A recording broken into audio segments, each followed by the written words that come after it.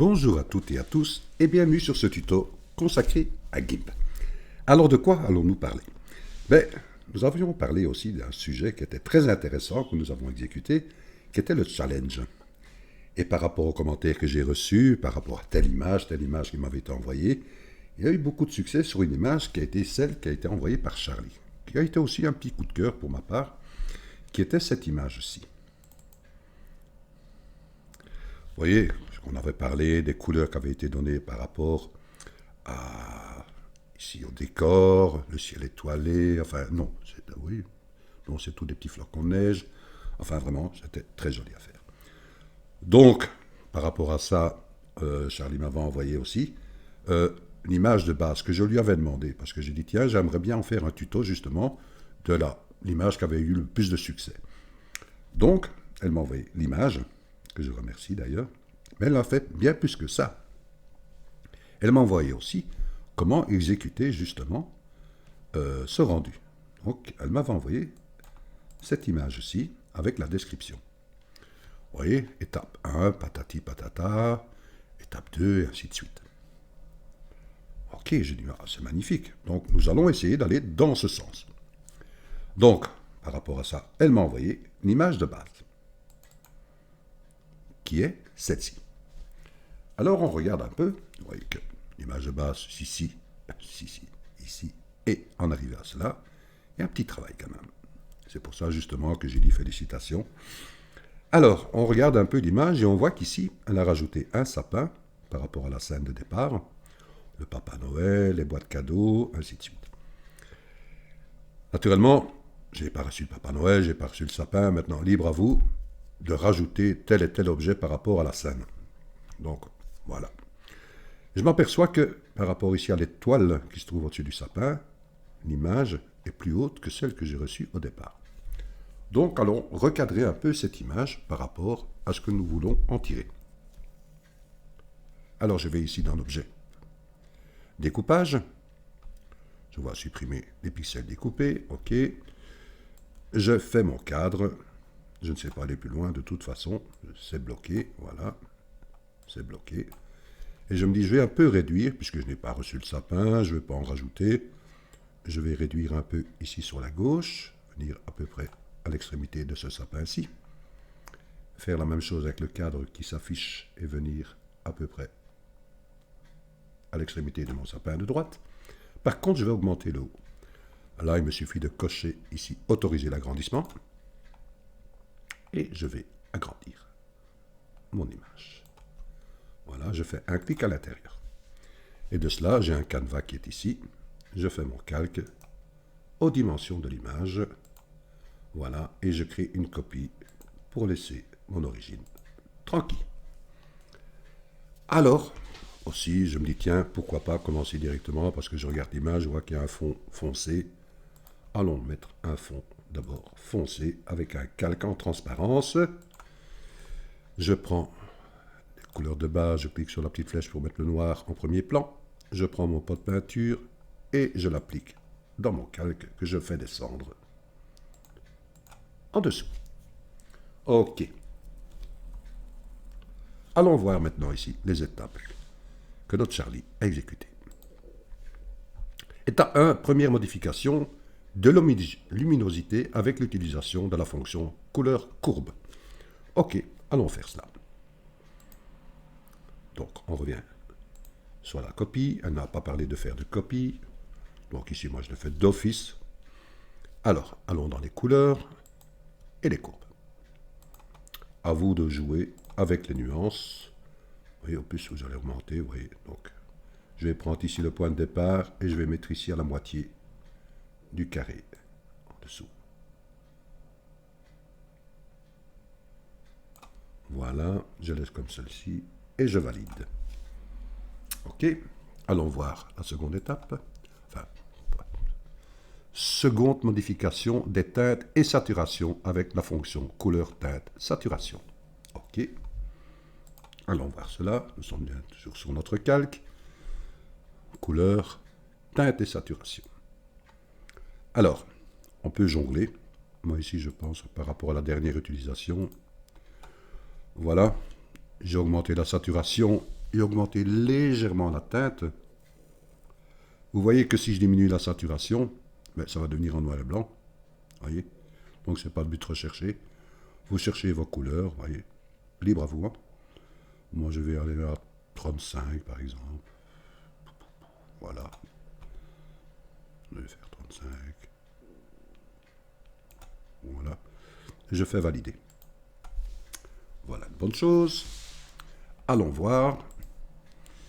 Alors, troisième modification avec la fonction créer une copie et l'ajouter à l'image. Mode fusion multiplié à 5%, je pense, d'opacité, et répéter plusieurs fois jusqu'à l'obtention du résultat désiré. Fusion de toutes ces copies en un calque définitif. Vous me dites, ça veut dire quoi tout ça, Pierre? Mais je vous explique. Alors, revenons ici à nos moutons. Elle nous demande de faire une copie qui est fait, de le mettre en mode multiplie. Voilà, ça s'assombrit. Justement, on a demandé de la réduire à 5%. Donc, si on réduit à 5%, par exemple, je vais mettre 5,2. Elle vous demande de faire des copies, des copies, des copies, des copies, des copies, des copies, ainsi de suite. Vous voyez? Une fois que vous avez votre résultat obtenu, vous pouvez décocher, par exemple, tout ce qui n'a pas été mis en copie. Vous voyez? Par exemple, ici, ça n'a pas été mis en copie. Et vous faites un clic droit sur les copies effectuées, n'importe lequel, et vous faites fusion si j'en ai les calques visibles à ce moment-là. Ok. Bon, moi ici, je ne vais pas mettre l'opacité à 5% et faire chaque fois des copies. Maintenant, libre à vous. Hein. Je vais mettre ici, par exemple, le résultat à 25,6. Vous voyez? Léger par rapport à ce que je désire. Ok, allons voir la suite. Voilà. Deuxième étape, après ajout des éléments de la composition, création d'un nouveau calque depuis le visible. Utilisation du filtre artistique Aurora dans Gmic, mode normal, opacité 80.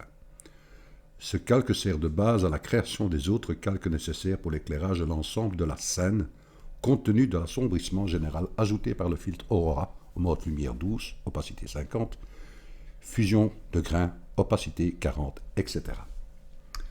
Ok, alors, qu'est-ce que cela veut dire? Nous revenons à notre calque.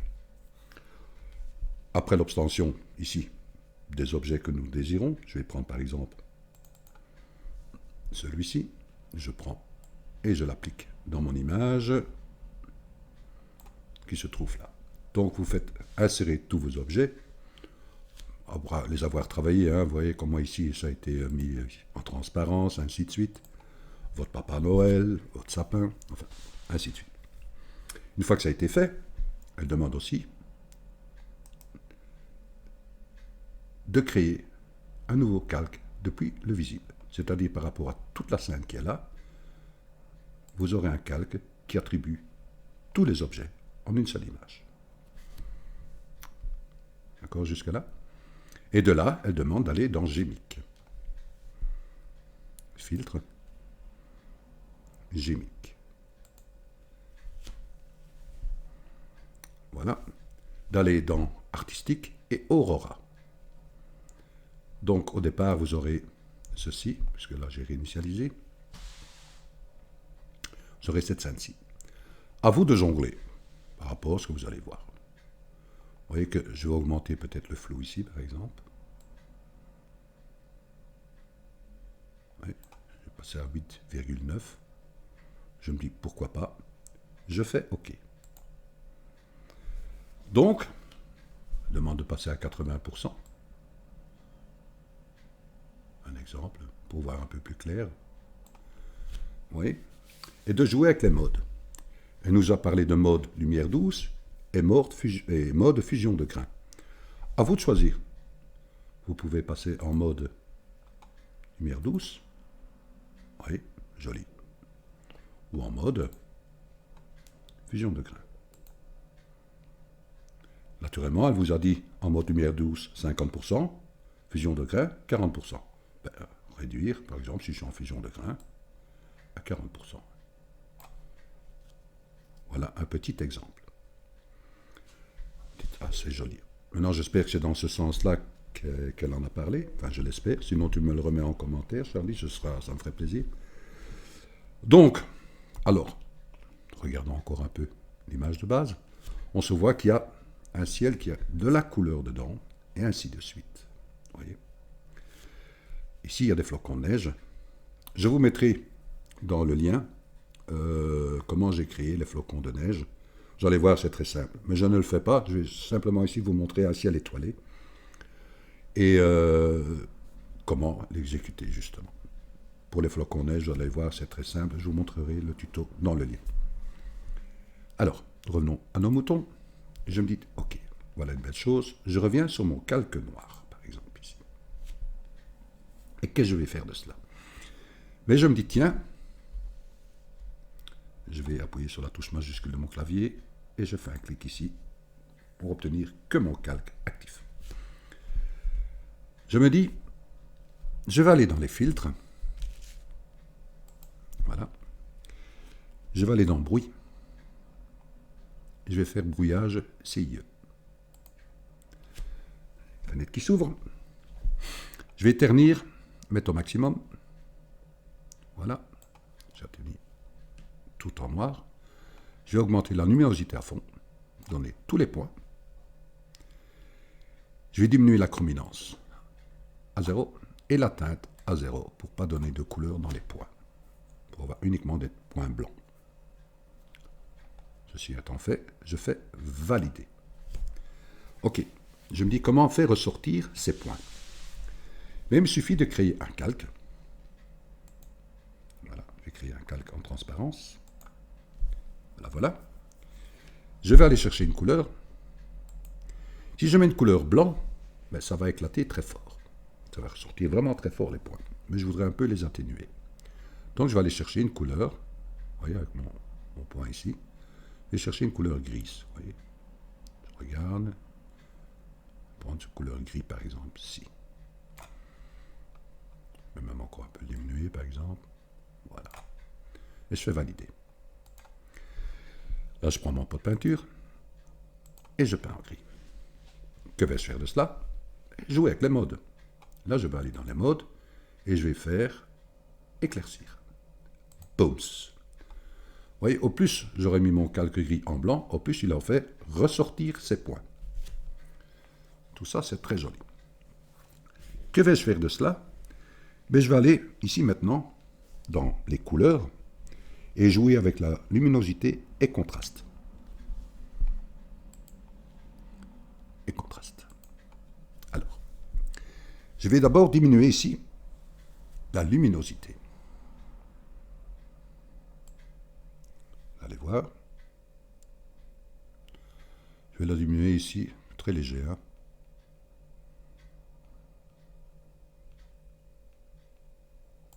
À -10. Par contre, je vais jouer avec le contraste. Je vais le pousser. Au plus je vais le pousser, au plus je vais diminuer les points.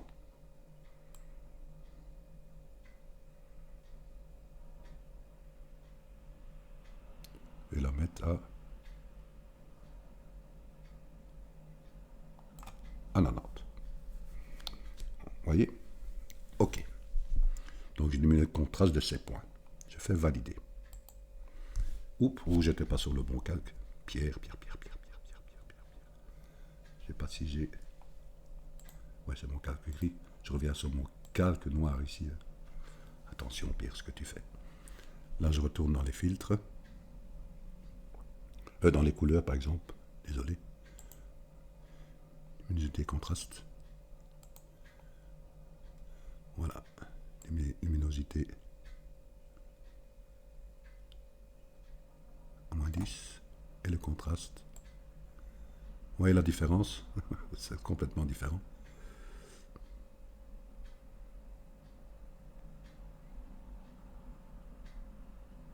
À 90.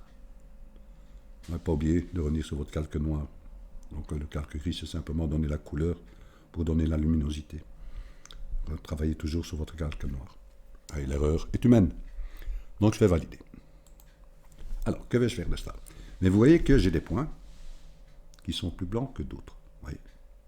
Et justement par rapport à ça, si je vais maintenant ici, dans les filtres, je vais dans ombre et lumière, et je fais étinceler. Boum.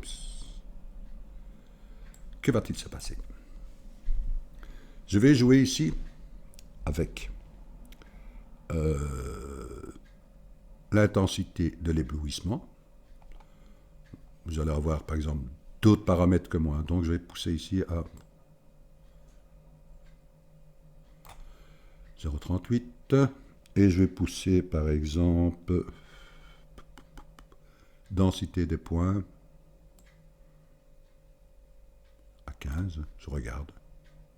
Oui, je n'ai changé que l'intensité de l'éblouissement et la densité des points, donc je vais valider. Et j'ai ces points-là. Donc, qu'est-ce que ça me donne si je réallume tout? Oui, j'ai un ciel étoilé. On dit, ouais, c'est pas mal, Pierre. Ce que je peux faire aussi, je reviens sur mon calque, celui-ci. Je dis, tiens, pourquoi pas lui donner une couleur pour aller dans l'ensemble de mon image. Je me dis, tiens, pourquoi pas, je vais créer un calque en transparence. Je vais chercher une brosse. Vous voyez que j'ai pris une brosse tendre à 0,50 avec une opacité de 10. Et je vais chercher une couleur. Bleu. Boum. Et par rapport à ça, je vais peindre. Je vais prendre ceci par exemple. Vous voyez? Vous me dites, oui, c'est pas mal. Donc, je regarde si je prends tout de nouveau. J'ai en bleu. Vous allez comprendre. Hein? Donc, je reviens ici. J'ai ceci. Je me dis, vous avez remarqué que nous avons travaillé avec la luminance de mon calque gris qui a été mis en luminosité. Vous voyez? C'est bien ce calque-ci qui donne la luminance, mais c'est une couleur qui est unie partout. On dit, ah ouais. Donc, si je reviens sur mon calque gris ici, et au lieu de donner uniquement un calque gris, je reviens ici sur celui-là, je vais par exemple dans les filtres, je vais dans rendu, bruit, et je fais dans bruit uniforme. Vous voyez que là j'ai des taches claires et des taches foncées. Je peux augmenter le détail. Ouais, je donne un peu plus de détails. Je peux jouer avec les germes. Je regarde un peu. Ah ouais, c'est peut-être pas l'air mal. Vous regardez, hein, voilà. On me dit, ah, c'est pas mal ça. Donc, qu'est-ce qui s'est passé? Ben, il aura des points blancs, des points gris, des points noirs. Donc, ce qui sera en noir, ben, il ne va pas donner de clarté. Il va donner de la clarté uniquement sur les zones blanches, puisque j'en ai varié un peu partout. Donc, je fais valider. Donc, si maintenant, je clique sur celui-ci, vous voyez, j'ai le bleu, mais je fais venir mon calque noir, bams. Vous voyez la différence? Donc, si je reviens ici maintenant, là, et je repeins toujours avec ma brosse,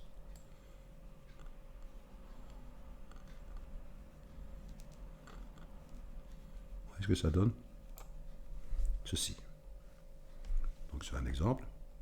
Boums. Vous voyez la couleur bleue? À vous de donner la couleur que vous désirez. C'est pour ça, à mon avis, que quand je vois l'image de Charlie, vous voyez ici, il y a des différentes couleurs. Comment peut-elle obtenir ce genre de différence de couleurs? À mon avis, c'est ce qu'elle a fait aussi. Au lieu de travailler sur un calque uniquement en bleu, nous pouvons jouer, par exemple ici, en étant sur notre calque bleu, aller dans les filtres, aller en rendu, dans bruit, et faire plasma. Mais vous avez vu que mon calque bleu, ici, il est à 10%. D'accord? Vous avez bien vu. Hein? Donc, si je viens ici maintenant, dans rendu, bruit, et je fais plasma, je suis bien sur mon calque bleu. Boum, ça s'éclaircit. Pourquoi? Parce qu'il ne tient plus compte maintenant de mes 10% de mon calque en bleu, puisqu'il me met tout à 100%. 100% ici et 100% là. Vous êtes d'accord avec moi? Donc maintenant, si j'augmente, diminue ici l'opacité de mon calque bleu, enfin, qui est maintenant devenu plasma, je le mets aussi à 10%.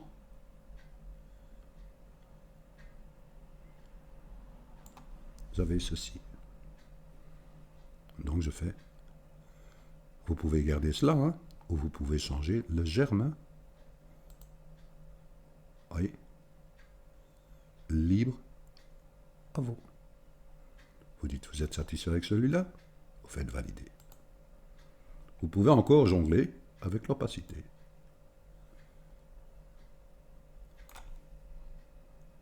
Oui. Vous me dites, tiens, tout ça c'est très joli. Mais un exemple, si je prends ma guirlande, et ça vous aurez peut-être aussi, vous, d'autres objets. Vous voyez que votre guirlande ici, par rapport au fond, ben, j'aimerais un peu aller dans le sens du fond de mon image. Vous voyez, ça c'est bien ma guirlande ici, qui est celui-là. Donc je viens dessus. Que vais-je faire de cela? Mais je vais d'abord ici aller dans la pipette. Surtout des petits exemples que je vous donne. Hein. La pipette. Je suis bien ici, ce qui est définir la couleur de premier plan. Je viens chercher une couleur. Chez mon rayon, je peux diminuer mon rayon. Hein. Je peux le mettre ici à 10. Et je peux aller chercher par exemple cette couleur. Vous voyez, j'ai du vert là. Si je clique là, vous voyez, ça change. Hein. Je regarde par rapport au fond. Je dis tiens, je voudrais le mettre par exemple. Cette couleur-ci par exemple. Là, dans les bleus. Ok. Que vais-je faire de cette couleur que j'ai donnée? En étant sur ma guirlande, je fais un clic droit sur ma guirlande et je fais alpha vers sélection. Donc il va sélectionner uniquement ma guirlande. Là, je peux créer un calque en transparence, valider, et je vais peindre cette sélection avec la couleur que j'ai choisie. Je clique sur mon pot de peinture et je peins à l'intérieur. Sélection, aucune. Vous me dites, oui, mais Pierre, mais oui, mais justement, puisque j'ai attribué un calque en transparence au-dessus de ma guirlande, mais je vais jouer avec les calques, les modes, et je vais mettre par exemple lumière douce. Vous voyez? Si j'enlève, regardez, vous voyez la différence? Je reste un peu plus ou moins dans les tons pour s'assembler avec le décor. Là, si vous avez envie d'ajouter des flocons, je vous mettrai le lien, comment les créer. Vous allez voir, c'est très simple. Une fois que vous avez fait ceci, vous pouvez encore créer, par exemple, du texte avec police d'écriture. Moi, j'ai pris ici Joyeux Noël. Et vous cliquez, par exemple, en blanc. Joyeux. Je le déplace ou je l'augmente. Je vais l'augmenter, par exemple.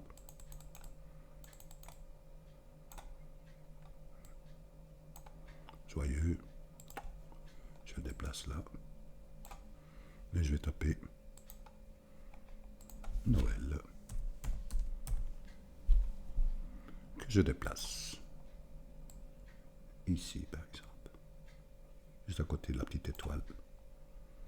Voilà. Créez votre scène. Mais j'espère aussi à Charlie que c'est dans ce sens-là qu'elle a été. Je remercie pour tout ce qu'elle a fait, ce qu'elle a envoyé. Un grand merci de votre écoute. Et je vous dis à très bientôt pour un nouveau tuto. Merci à vous.